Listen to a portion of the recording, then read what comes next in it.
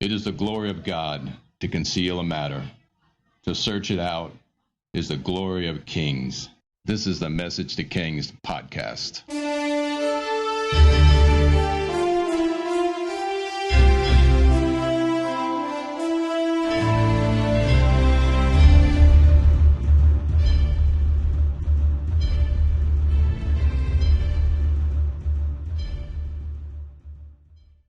Episode 168, King Amaziah. The story of Amaziah, king of Judah, is an interesting one. He's a really ambitious king, and he starts off well. So get the take, he's one of those self-made men, yet he failed to learn humility along the way. His story starts when his father is assassinated, and the men who assassinated him place him in charge. The murderers of his father now expect him to rule. What an awkward place to be. Good father or not, he quickly builds up his power base and kills off the murderers of his father. 2 Chronicles 25:2 just sums up his life. King Amaziah did right in the sight of the Lord, yet not wholeheartedly. Now this is where his story gets interesting. He has organizational skills, and there's always gold in Jerusalem. And when he rebuilds the army and the organization of the tribes, there's always resources when he does the work of God. See, there's always enough in God. Even if the riches of the kingdom were previously hauled away to Damascus and then taken to Nineveh, there's always enough in God. So by the way, in Nineveh on display was the great wealth of Jerusalem, sitting as trophies for the people to see, only watering the mouth of the people of Assyria for more conquest, to Jerusalem and Egypt beyond. Alright, Amaziah numbers the men, over 20 years old, and finds there's 300,000 men fit for war and able to wield a weapon. Next, he found the resources to hire 100,000 brave warriors from Israel for 100 talents of silver. Okay, so this is where it gets interesting. He hired mercenaries. He gathers 400,000 soldiers because he's going to attack the Edomites. Further, there's no reason for this aggression against the Edomites. Though there is a historical struggle between the nations, he's going to be really violent with them. And historically, back to the time of King David, Edom becomes a target for the arms of Israel. And there's been ongoing hostilities for years, but in this case, we have no declaration of war or invasion by Edom. He just wants to attack them. The recruitment of 100,000 soldiers from Israel draws the anger of the Lord spoken through a prophet. 2 Chronicles 25:7. But a man of God came to him, saying, O king, do not let this army of Israel go with you, for the Lord is not with Israel, nor with any of the sons of Ephraim. But if you do go, be strong and courageous for battle, yet God will cause you to stumble and fall before the enemy, for God has power to help and to cause people to stumble. Amaziah said to the man of God, But what shall we do about the 100 talents which I gave to the troops of Israel? The man of God answered, The Lord is able to give you much, much more than this. So Amaziah dismissed the troops that came to him from Ephraim to go home. So their anger was kindled and burned greatly against Judah, and they returned home in the heat of anger. Now Amaziah lost his silver and was obedient to the word of the prophet. He failed in not inquiring of God prior to his decision, and his consequence was a huge loss in finances. If he would have continued, he would have potentially lost his army and even his kingdom. He cut his losses and let loose the hired mercenaries from Israel. But mercenaries, at the heart of it, they crave money and blood. They got some money, but no blood. The soldiers returned home, but with the distaste in their mouth, as Amaziah went on campaign. 2 Chronicles 25:10. Now Amaziah took courage and led his people out of the valley of Salt, and he struck down 10,000 of the men of Seir. The sons of Judah also captured 10,000 alive and brought them to the top of the cliff. They threw them down from the top of the cliff, and they were all crushed to pieces. Gruesome slaughter reminds me of some of the things you hear the Assyrians doing later, or even further, the Mongols. Meanwhile, those angry mercenaries from Israel, probably without leadership from Israel's king, went on a rampage. 2 Chronicles 25:13. But the troops whom Amaziah sent back, those not allowed to go with him to battle, attacked and raided the cities of Judah, from Samaria to Beth Horon. and struck down 3,000 men and took a large amount of spoil.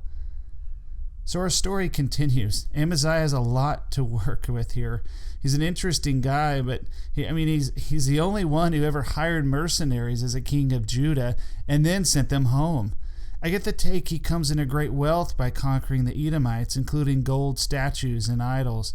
Amaziah doesn't have a lot of character. He's lots of pride in his heart, and he's super stubborn.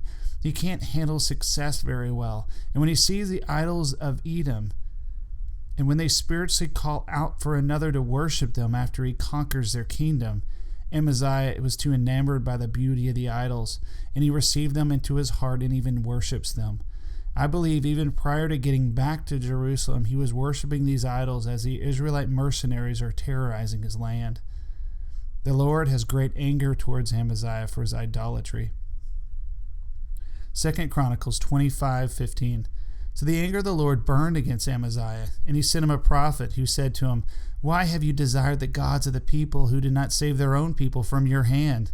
And as he was talking, the king said to him, "Have we made you the king's counselor? Stop. Why should you be put to death?"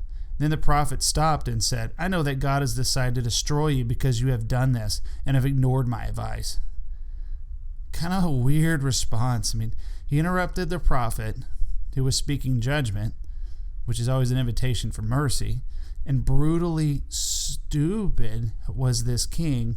Who is this guy? He did not interrupt the word of the Lord or deny counsel of God. Pride and idols in his heart, he faltered extreme here. Shutting down the voice of correction and discipline has horrible consequences. The faithful father does all he can to protect his children from making horrible decisions. But when the rebellious son ignores instruction and rightful teaching, and even in the face of instruction, rebels, he invites sin and death that comes from it. This Amaziah has some serious issues. He hired mercenaries in error, he worshipped idols, he ignored and even threatened God's prophet mid-sentence, and turned a prophetic warning into a prophetic judgment. 2 Chronicles 25:17. Then Amaziah, king of Judah, took counsel and sent word to Joash, the son of Jehoahaz, the son of Jehu, king of Israel, saying, "Come to battle, let us face each other." Then Joash, king of Israel, sent word to Amaziah, king of Judah, saying, "A little thorn bush in Lebanon has sent word to the great cedar in Lebanon, saying, 'Give your daughter to my son in marriage.' But a wild beast in Lebanon passed by and trampled down the thorn bush. You see, I have struck down and defeated Edom. Your heart lifts you up to boast about your victory. Now stay at home. Why should you meddle in court disaster so that you, even you, will fall and Judah with you?" I find the letters to these kings in this era really interesting. I really like this letter. Why should you meddle in court disaster? Pretty powerful.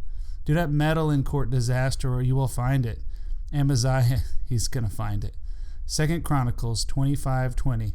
But Amaziah would not listen, for it was from God, so that he might hand over Judah over to Joash, because they had desired the gods of Edom. So Joash, king of Israel, went up, and he and Amaziah, king of Judah, faced each other at Beth Shemesh, which belonged to Judah. And Judah was defeated by Israel, and they fled every man to his tent.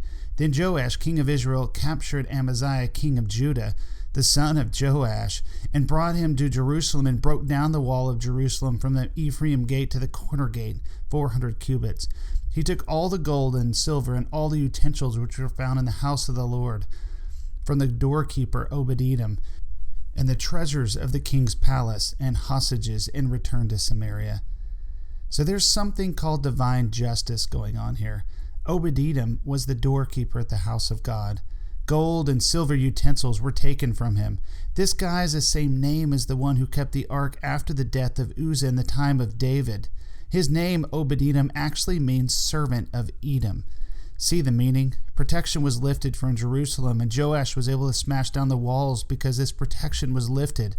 Further, because he became a servant of Edom by submitting to their gods, the same judgment that befell Edom befell the king of Jerusalem. Nasty work. Judgment that comes from serving idols. 2 Chronicles 25:25. And Amaziah, the son of Joash, king of Judah, lived 15 years after the death of Joash, the son of Jehoahaz, king of Israel. Now the rest of the acts of Amaziah, from the first to the last, are they not written in the book of the kings of Judah and Israel? Now from the time that Amaziah turned away from following the Lord, they conspired against him in Jerusalem, and he fled to Lachish. But they sent men after him to Lachish and killed him there. Then they brought him on horses and buried him with his fathers in the city of David in Judah. To conclude this episode of Message to Kings, Amaziah was ambitious, which is altogether not bad. He organized Israel, which was much needed. He appeared to be a strong leader, and he appeared to be just. But in the end, he was impetuous and had little faith. When boldness was required, he was the man, but when character was demanded, he didn't have it. When things looked good for him, he failed in faithfulness.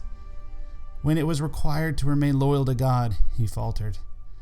It's like the guy wanted to go to war, to show the world how strong he was and who he could conquer. When the Bible didn't mention he had enemies, he created them by attacking Edom and hired mercenaries from an idol-worshipping nation. When he sent away the troops of Israel, they turned against him. When he attacked Edom, he ruined their cities and killed off many of their people and took home their gods. And when Edom's army couldn't take down the army of Judah, Edom's gods ruined Judah's king. Amaziah is just an example of an ambitious, prideful king with little character, creating his own enemies and self-destructing due to his own decisions. His high qualities, organization, and zeal. Yet his end came due to his low qualities. Pride, arrogance, and stupid decision-making, and lack of character.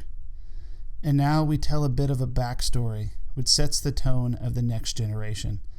As Amaziah was bound under guard, Joash, the king of Israel, stood watching the destruction of the walls of Jerusalem from the Ephraim gate to the corner gate. Far away from the soldiers, a young boy watched in horror as the giant stones were toppled from the ancient wall.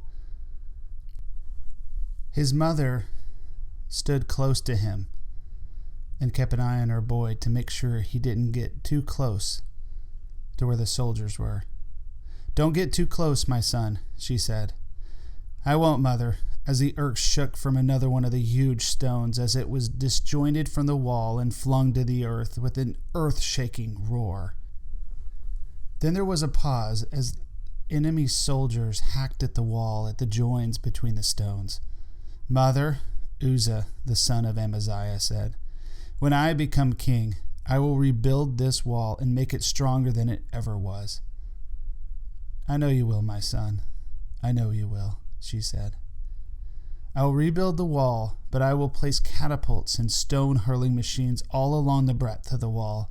Yes, it will be so no one will be able to do this ever again."